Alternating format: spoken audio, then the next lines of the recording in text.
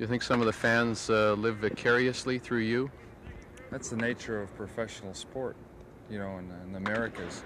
Everyone used to be an athlete and just you fall by the wayside somewhere during your life, and so you've vicariously substituted watching kids, they're men that don't want to grow up and stay kids, and that's basically what we are.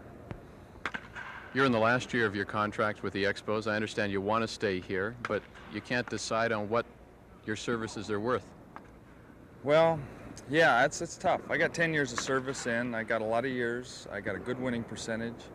I'm healthy, knock on wood, and Randy Jones just signed for $2.5 million for 5 years. So they kind of set precedents, and I don't want to go free agency, but the Expos, the first thing they said is they can't compete with free agency. So it kind of says, push it, go out on the market. And I don't want to, but I think they'll come up with something equitable. I said, heck, I'll play for half that much. You suggested that you wouldn't mind the fans determining your salary. Is that right? Yeah, I just threw that out. That way I get some mail. I'm lonely, and they write me a lot of letters. I got something to read in my locker. It'd be nice.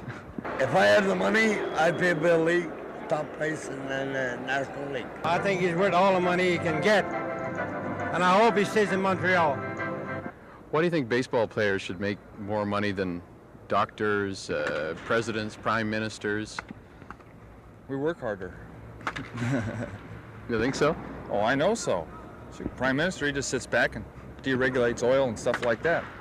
We got to run the bases. We got to do everything. We're generalists. I'm working on a PhD.